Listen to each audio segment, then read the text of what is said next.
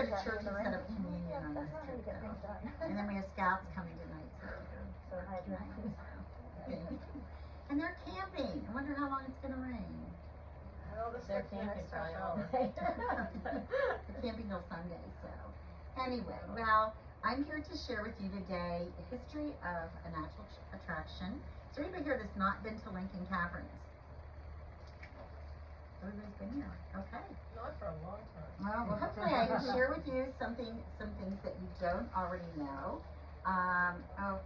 So I took it off automatic to advance, so we'll see if I can figure out how to advance it. But hopefully you learned some things you don't already know about Lincoln Caverns and Whisper Rocks. But if you would have asked me to do this even 10 years ago, I am not a saver of things, and now I'm sorry, because I would have said, we're not that historic. Because compared to a lot of show caves, our 95-year history is kind of a relatively short one. Some have been, open for over 100 years. I think in Pennsylvania, Woodward Cave, Penn Cave, and Crystal Cave, I know have all been open longer than we have. But, when we celebrated our 75th anniversary and now we're at 95, I started to realize that I should pay more attention to the history. And now we're busy buying stuff. My manager is on eBay because I never saved anything. I'm paying outrageous prices for goofy little souvenirs that I don't even remember selling. But so as more and more Americans began to travel by automobile and more roads were being built to accommodate them, that's when roadside attractions started to crop up all over America and Pennsylvania. And so this was no exception. We had places like Roadside America. Does anybody remember that? It was on 22 and then I-78. And the man that built all those houses and my dad were very good friends. So I remember as a child going to his workshop and was so fascinated. And it is long gone now, it's closed. Storybook Forest, we had some in this area. And of course, some of you might have seen that oversized coffee pot. There's also a big shoe that's now an Airbnb. You can go sleep in that big shoe. I think it's near Lancaster. I just saw that online not too long ago. But, so caves were part of this changing landscape in Pennsylvania. And it was once home to about 14 show caves. Now, I say 14, that's 14 that were open for, some period of time that you might have heard of. But I have a friend in Altoona that just wrote our history, a book about our history, and I never thought I should have brought a couple along, but we do sell them. But anyway, he did a program in our Rotary Club about former show caves in this area and surrounding counties. And there were a lot, like there was one in Mapleton that was open for a short period of time. But the ones that, I have brochures for, because thank goodness my grandfather saved everything, are Baker Caverns, which is in Franklin County. Alexander and Sea Ray are in Mifflin County. Alexander is incredible, by the way. And Hipple in Bedford County. Onyx and Burks, Veiled Lady in Center County, and Wonderland is now known as Coral Caverns, and it's in Bedford County. Has anybody ever heard of Tituna? It's a cave preserve between Tyrone and Altoona, and there was even an attempt to open it to the public at one point in time. I don't remember that. Can I ask a question? Does Reedsville still have, and Bedford, are they still open?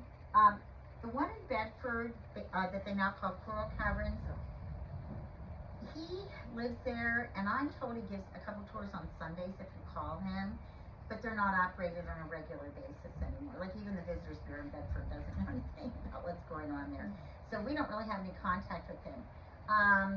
Baker Caverns is a cave that they now call Black Coffee, and they'll take you in for a donation. They kind of operate under the radar, not as a business. They aren't inspected like we are at Cedron. Don't have insurance yet, it's a little scary, but it's a really cool cave. Alexander and Sea Ray that are in Mifflin County, there are caving clubs that have the keys to both of those caves. And of course, then I've been through, we've taken our cave camp kids there. But Alexander is really fabulous. In fact, that's the cave my grandfather wanted to buy. It's still on Amish farmland, and they won't sell the land, so I don't have it. The commercialization part was pretty much destroyed by a flood way back when in the 30s or something, so it hasn't been open for a long time. So the Lincoln Caverns was one of those roadside attractions. Literally, it was discovered in May of 1930, so just a little over 95 years ago, during the construction of the new U.S. Route 22. So the farmers that owned the land, that's the picture of him down in the bottom left, I think the only one I have, on which the land was discovered, decided it was an excellent location to make it a viable tourist attraction.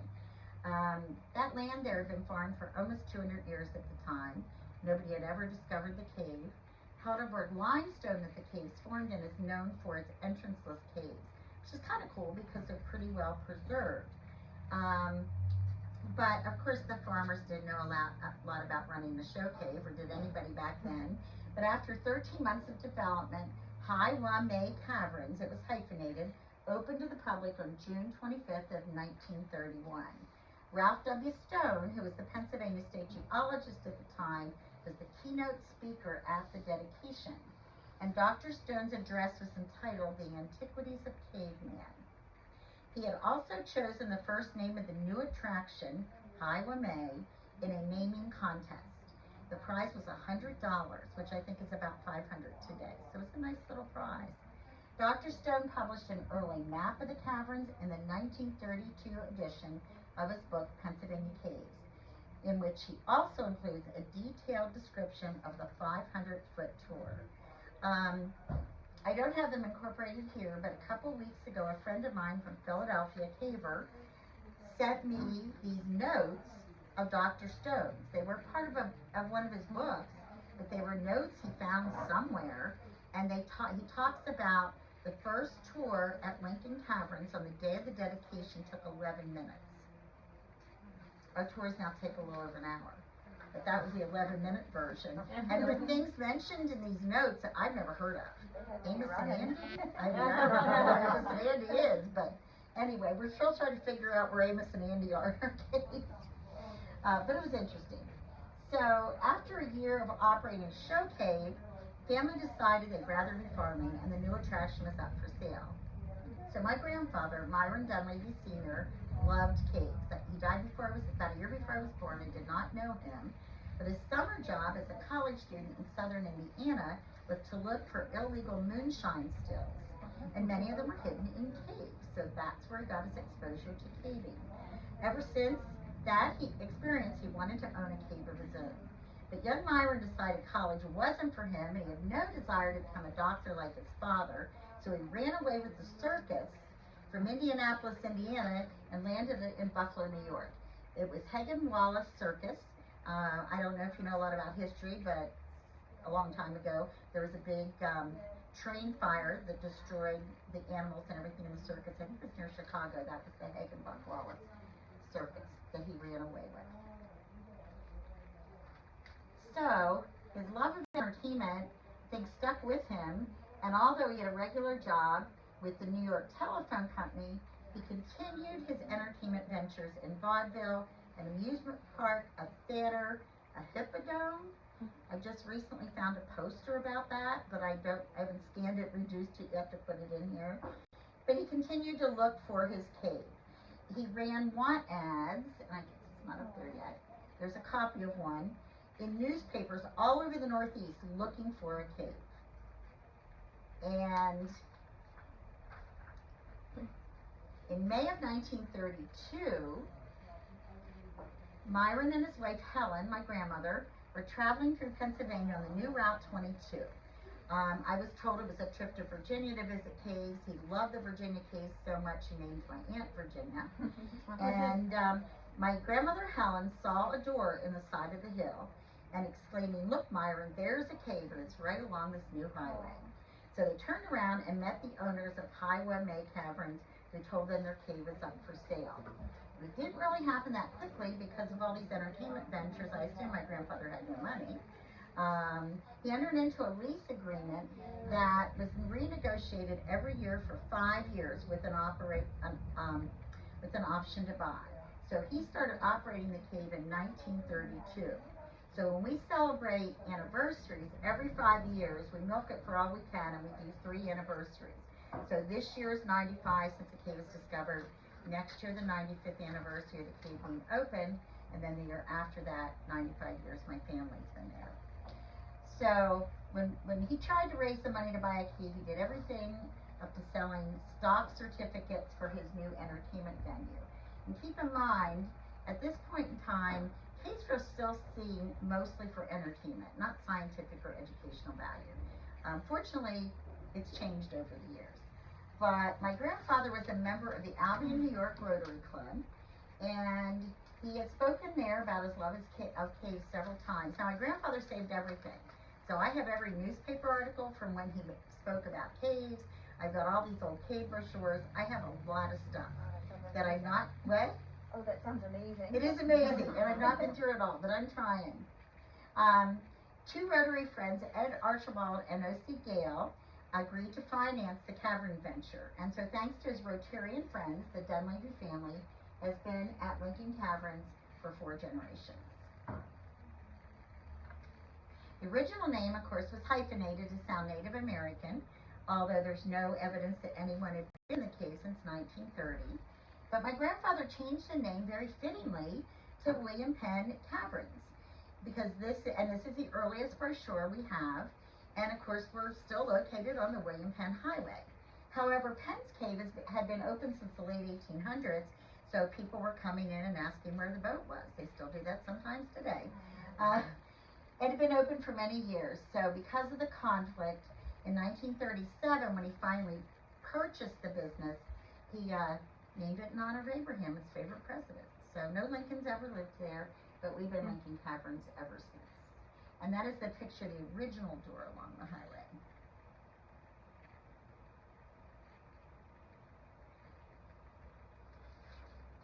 Oops, sorry. I don't know if I really need to read this, but I don't want to really mess up, so excuse me. So when he finally became owner in 1937, a fire mysteriously destroyed the ticket office, it was a 2-story building, prior to the July 4th holiday. And the manager actually died later on from his burns. He lived upstairs in that building. The new building was constructed in 3 weeks to be used temporarily. It now houses Megan Bredeman's photography studio. So, it's still standing. We had built on it and built new restrooms a number of years ago, but it is the original building. So, of course, I still have these newspaper articles and scrapbooks my grandfather put together. So, in 1937, the entrance got a new door, still there today, and the new building was constructed.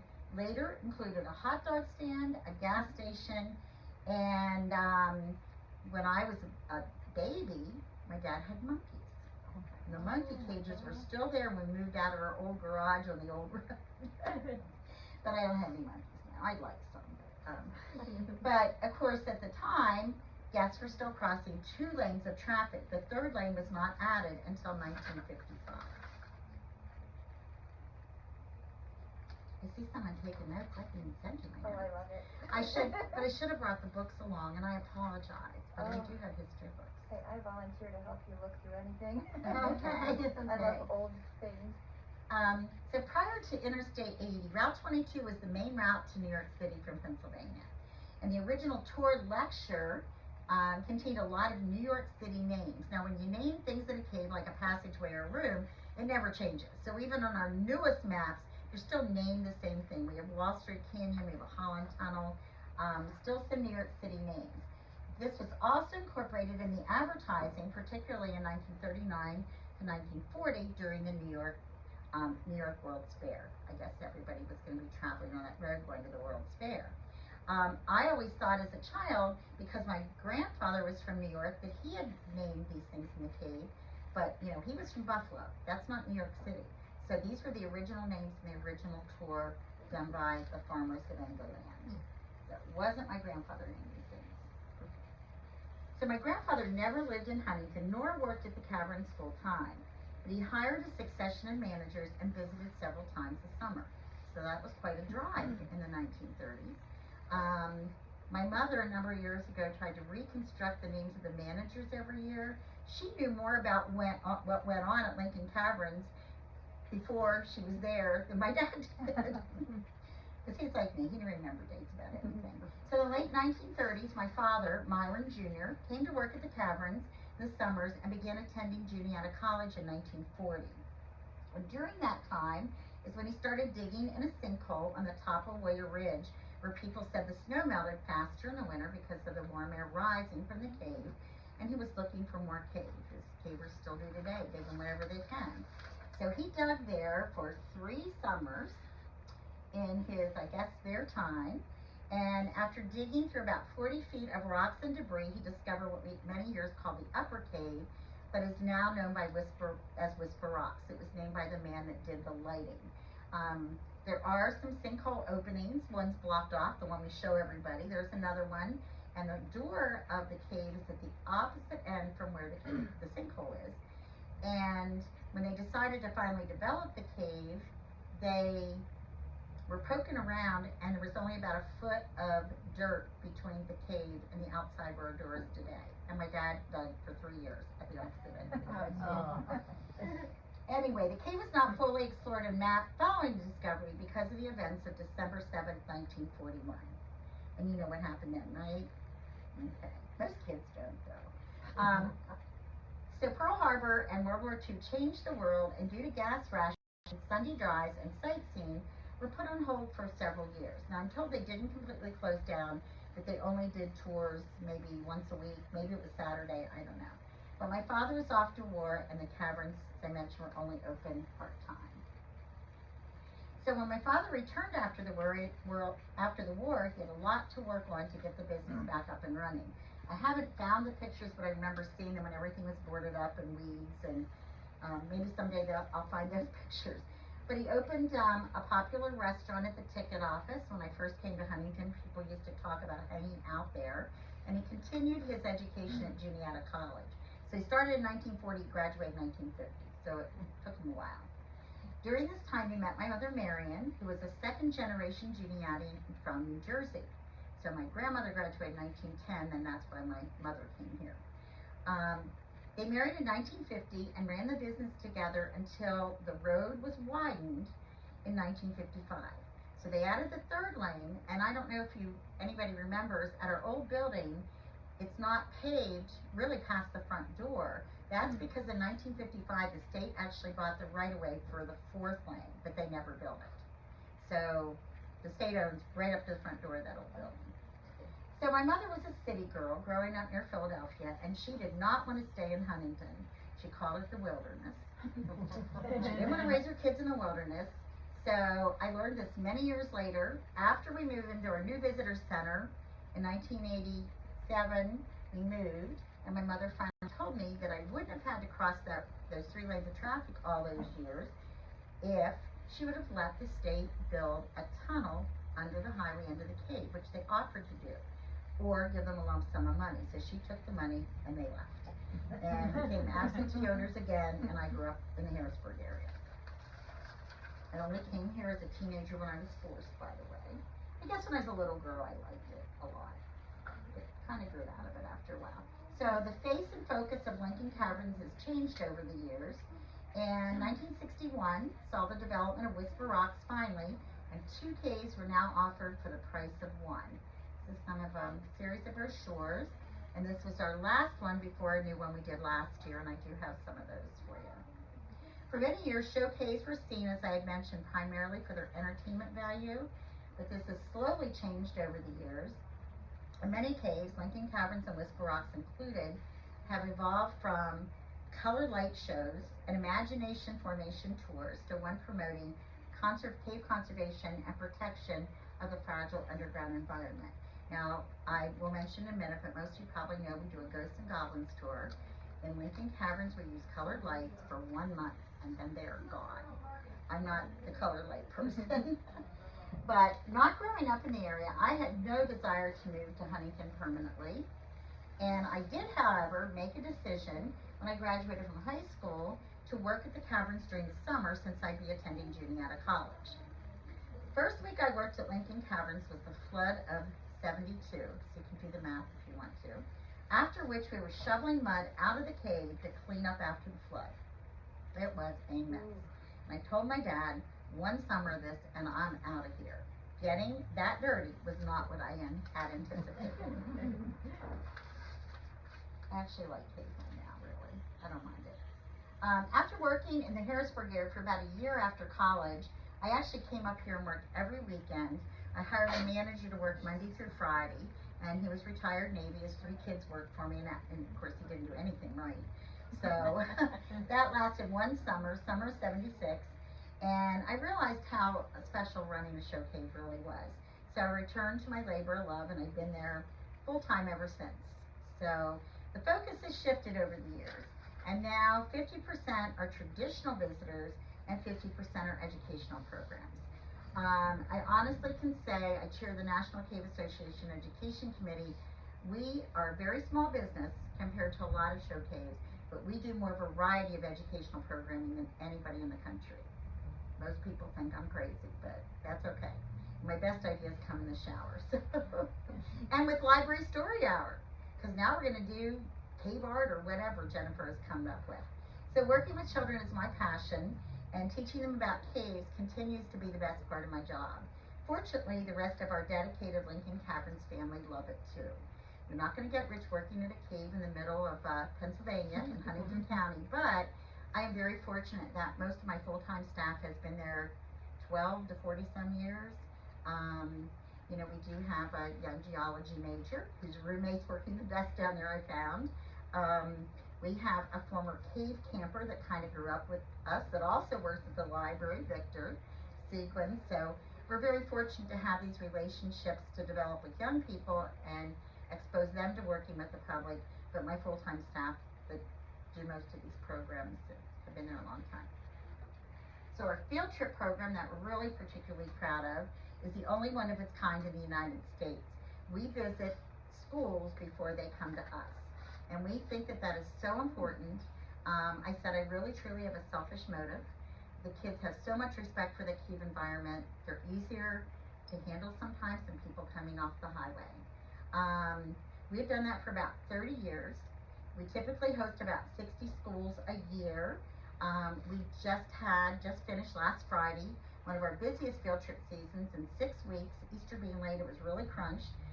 We hosted 57 schools in 6 weeks, and 50 of them we visited before their field trip. I say we, that's all of us, not just me. There's 6 of us that are out on the road a lot. We also support schools by supplying activity booklets about caves. We have a series of YouTube videos, another one of my blessings of COVID, I call them. I have about 200 on my list that we had time to put together videos about rocks, fossils, cave formation, cave life, and cave conservation. So as a Girl Scout volunteer for over 40 years, I planned and organized many events for girls. This experience gave me the inspiration for our Scout events at Lincoln Caverns. And I tell girls all this, and even boys that come as Scouts, that I really truly learned to do what I do today being a Scout volunteer. So my life, everything runs in 45-minute blocks of time. The cave tour, our workshops, etc., etc. But I learned to organize that as a volunteer. We've hosted boys and girls from all over the Northeast since 1990. And our newest merit badge is called Exploration. We developed it in a program for Girl Scouts too. We call Explore More, just made up a new patch. It premiered in 2020, and it's all about the history of the National Speleological Society, which is the national group of cavers. And we do experiments in the cave, and they take part in a blacklight tour of the caverns in the evening. And a caver friend of mine from Texas actually wrote the badge with caves in mind, but you can explore other things. It's not a cave badge. And the experiments we do in the cave came from a good friend of mine who is retired from Penn State. He's one of, I'm told, the top 3 experts on caves in the world. And the experiments he used to do with his class when he came to Lincoln Caverns are the ones we use in exploration. So it's very personal to me. I really, really enjoy doing it. Excuse me, what did you say was the name for that? The professor? No, it's not, I was expecting spelunking and it wasn't spelunking. So well, cavers say that cavers are the ones that rescue spelunkers. They don't call themselves spelunkers anymore. Interesting. Okay. I don't know why. But, thank so you. speleology is the study of caves. That's what it is. A speleologist studies caves, but I tell this to kids, I'll tell you that there's no university where you can go to become a speleologist. It's a combination of, geology, hydrogeology, biology. When you talk about the key ecosystem, you're talking about what lives there.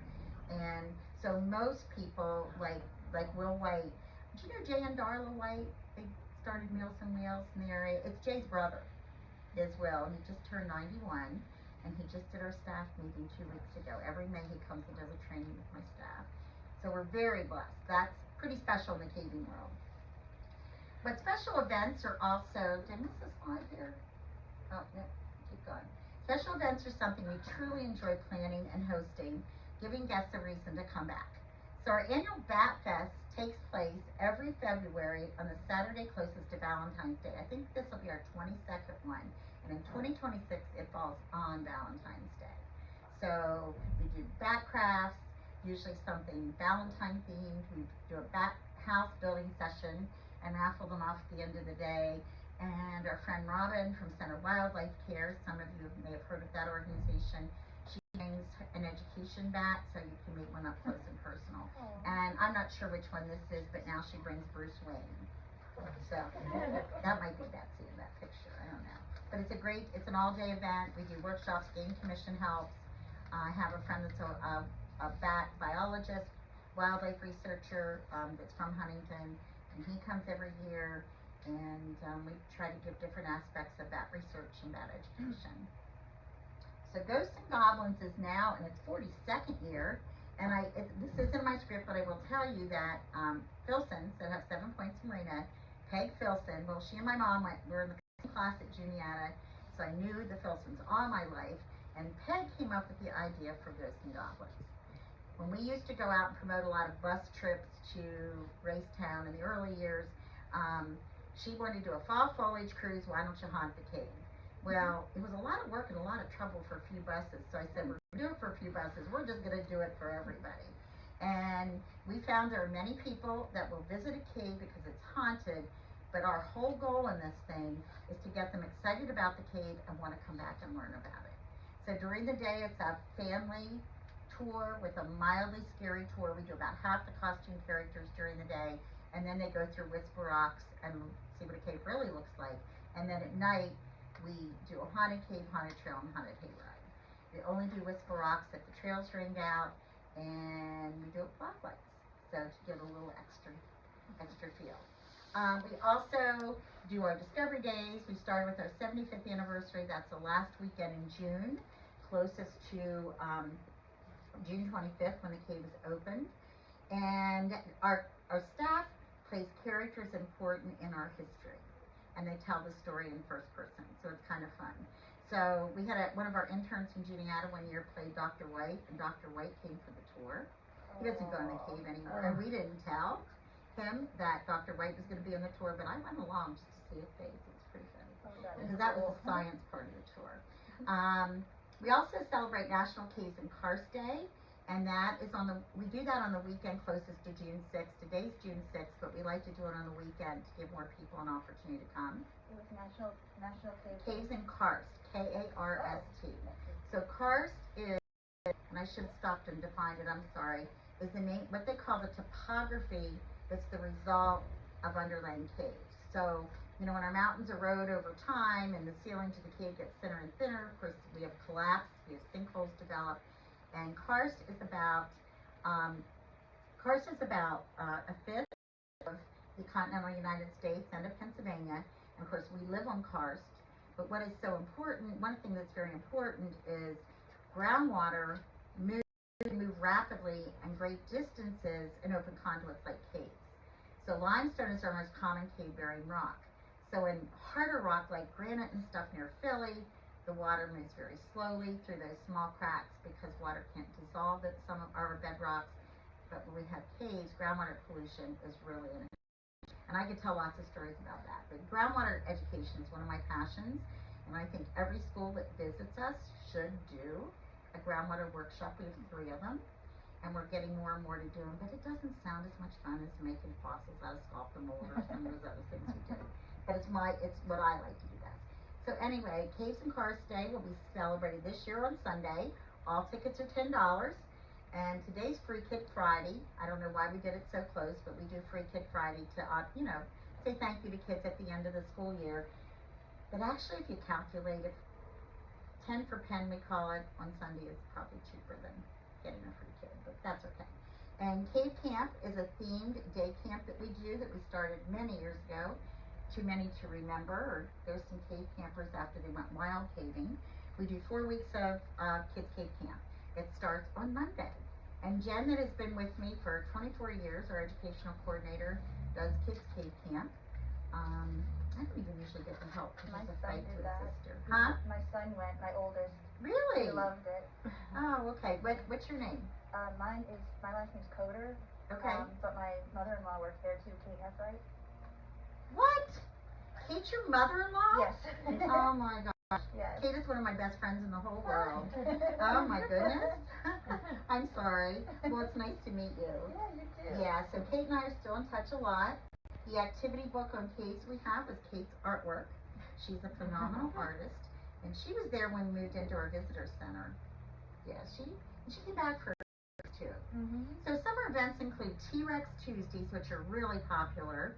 And that is a series of fossil workshop, dinosaur workshop, and in the middle they go to Tarn Pan for fossils. We do Blacklight Adventures every Wednesday in the summer. On our family fun themed tours on Thursdays, we rotate lantern tours, treasure hunt tours, and scavenger hunts. Treasure hunt tour is very popular. We do that for a lot of birthdays too.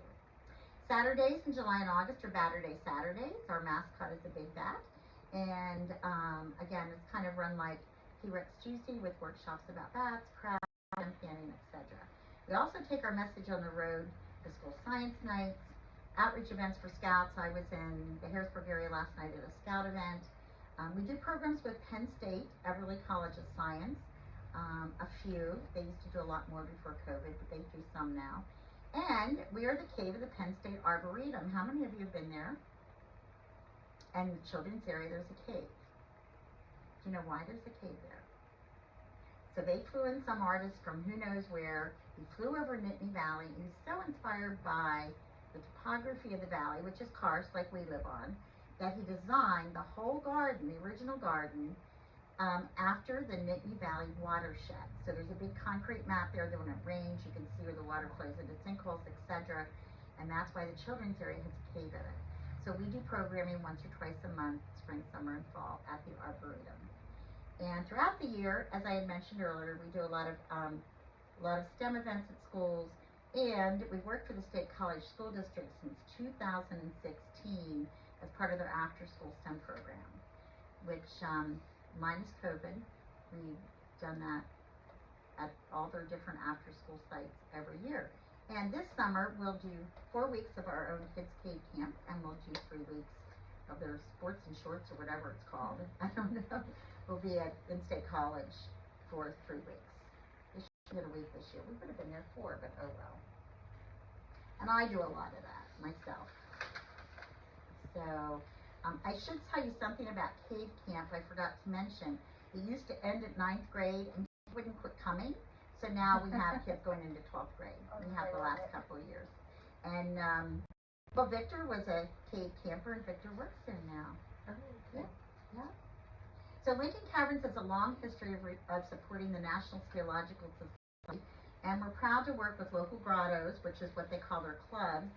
And the Mid-Atlantic Karst Conservancy is one of the, it's kind of statewide. They manage different caves. It's one of the conservancies we work with. And they did the most recent map of Lincoln Caverns in Whisper Rocks, adding a couple new discoveries. Members of various grottos have spent countless hours in further exploration, helping us. Most cavers really like to work in show caves. Maybe they think they'll get famous. I don't know. But my if you join the NSS today, your membership is in the 60,000s. My grandfather was probably on here. I think he was 44. Yep, Myron C. Dunlavy. And my dad was like 400 and something. He was an old relic in the caving community too. My number's 40-some thousand. I haven't. But and anyway, the picture on the right, that is the white with the flag.